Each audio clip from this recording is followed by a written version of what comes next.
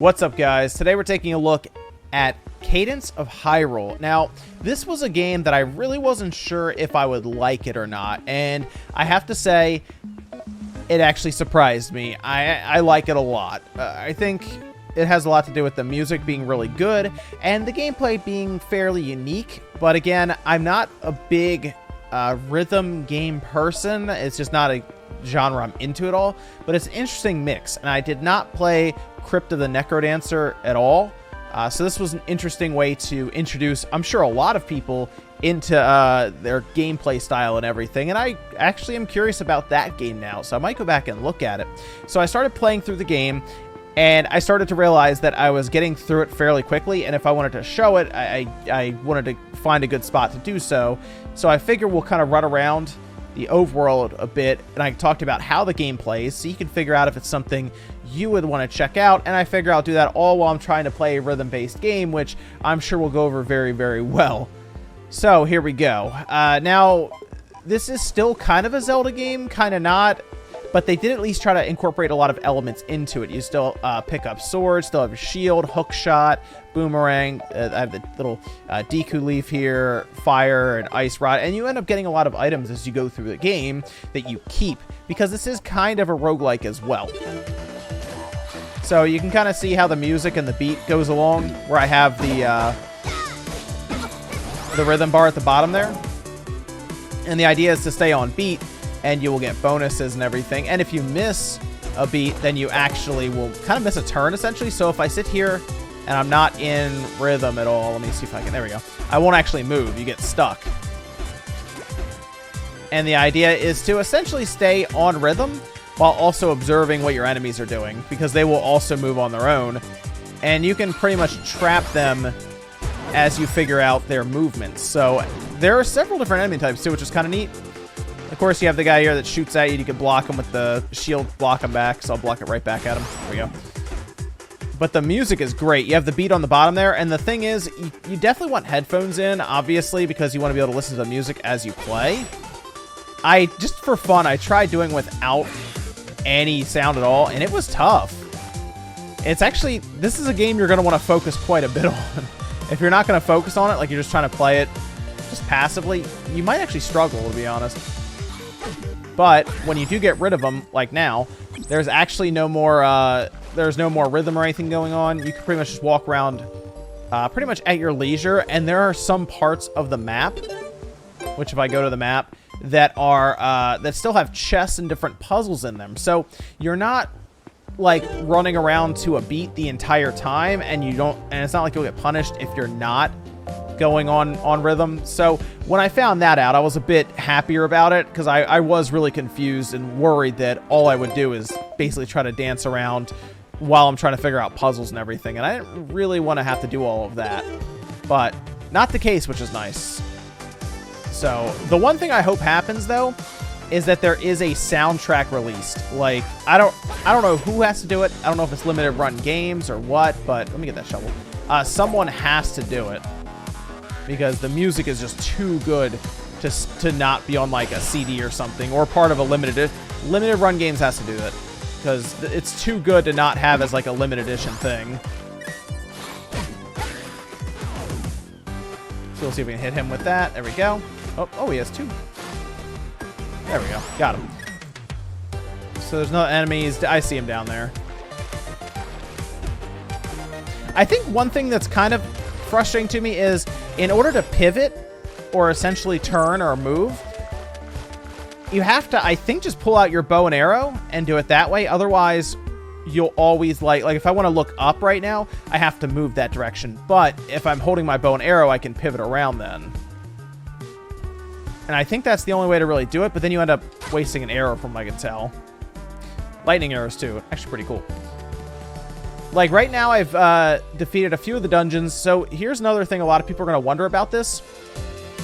Is the game long enough to warrant its price? Because this is a $25 game, and it's not a long game. That's the thing that might frustrate some people or set them off. They're not sure if they should get it.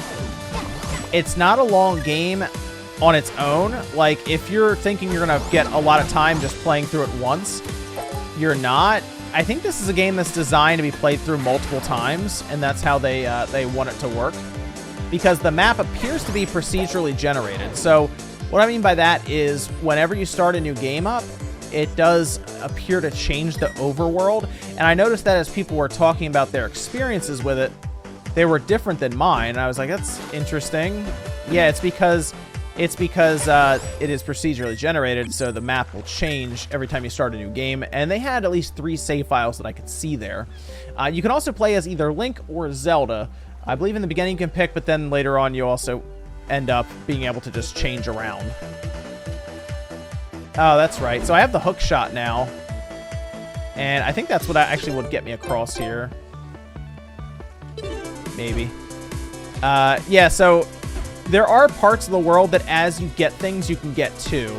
Like you would expect in a Zelda game, right? Where as you accrue weapons and different things, you'll be able to solve puzzles you weren't able to before.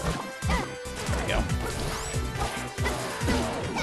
So I've been slowly accruing different things as I've gone. And you have chests and stuff that you... Oh, man. A lot of stuff going on. So you also have chests that you will be able to unlock as you go through. And what happens is there are times where you have to defeat all the enemies on the map in that quadrant. You have to defeat them in a certain amount of time. You have to beat them without getting hit at all. There are a lot of interesting little scenarios. That one I didn't have to do anything. I just had to basically get to it. Let's see this guy here. So we'll get him. That should, I think, finish up all the enemies on here. Yeah. You get these diamonds. So you've probably seen me picking up these diamonds this time. We've gone through it. The diamonds are basically currency you get to keep. So there are roguelike elements to this where if you die, you lose all of your rupees, you lose your keys. You do get to keep your health and any items that are like permanent that you've accrued, not like your rings or your boots or anything like that. But like I have a spear that I upgraded to right away. And that's something I recommend, by the way, is upgrading to the spear because it is like key to be able to get through things pretty quickly and be able to hit enemies from pretty far away. That'll actually stay with you. But like hook shots, your bow, things like that will stay with you, but you will lose other things. The diamonds, however, what they will do is they will actually give you currency you can use to buy things for your next run. Now, you also don't lose your progress in the game. So like you go through dungeons. There are a couple. There aren't a ton of dungeons, so that's the thing. And I know people are already speedrunning this thing in less than an hour. So, once again, keep that in mind, too. It's not a particularly long game. The map's fairly large, though. Like, I look at the map, and I could see getting some time out of this if you want 100% everything. Like, I'm pretty much going through different quadrants and trying to get as much as I can. And, I'm having a fairly good time with this, to be honest. Like, I wasn't sure if I would. But I'm actually having more fun with this than I thought I would for being a rhythm game. The story is basic. It's nothing crazy.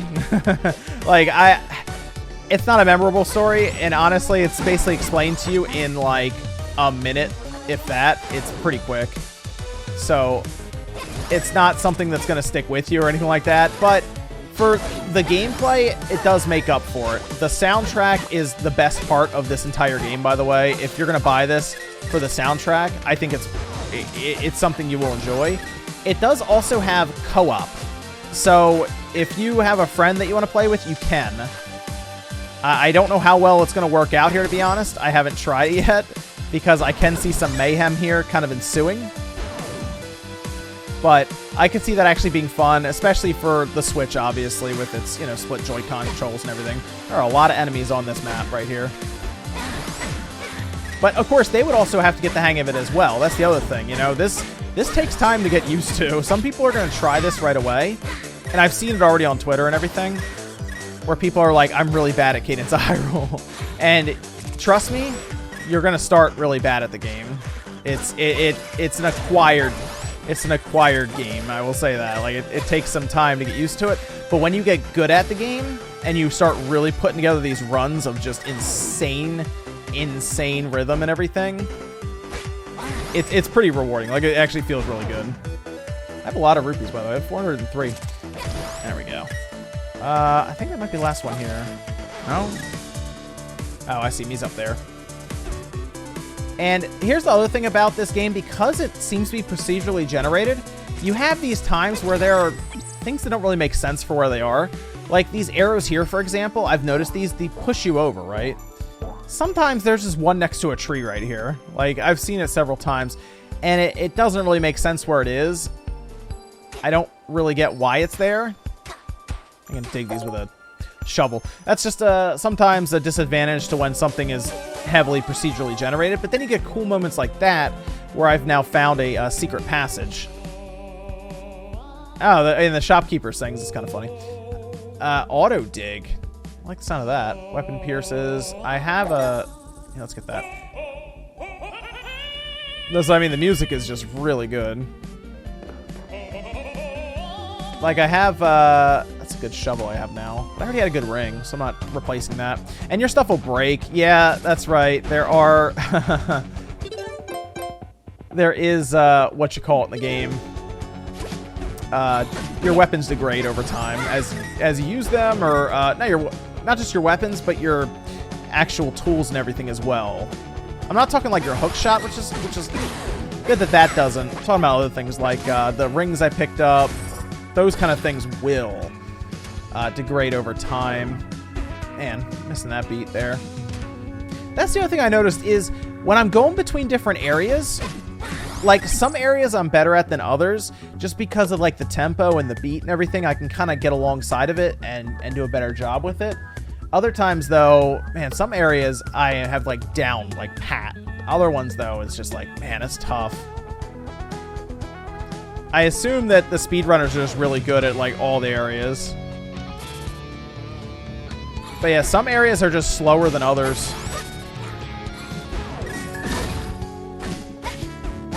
But if you just hang out, listen to music stacks, it's pretty good. Like, you could have a lot of fun with it. There we go, got him. The enemies they added are pretty good, I think. There's a lot of representation for the game. The bosses haven't been bad yet either. I still have one more dungeon to clear out. I've finished 3. I believe there's 4, and then probably a main one. The bosses aren't bad. Some are easier than others. One was stupidly easy. Like, it was not difficult at all. But then another one I struggled with, so... Pretty cool game, though. You know what? I do like this game. It surprised me. It's a rhythm-based game. I'm not into rhythm games, but I am into this game and had a lot of fun. And I look forward to finishing it. Generally, the first time through, you might get 5-6 hours out of it if you're just trying to clear a lot of stuff. I don't know how long it's going to take to 100% the map, but I could see 100%ing the map just in a run-through. Maybe 7 or 8 hours, just off the top of my head, taking some shots there and guesses, especially your first time through. But let me know what you guys think about Cadence of Hyrule so far. I recommend a pickup. I think it's really good. I'm actually going to check out Crypt of the Necrodancer now as well, because I enjoyed this game so much. But let me know what you guys think down below. Make sure you like the video if you enjoyed it, dislike it if not, and I'll see you guys next time.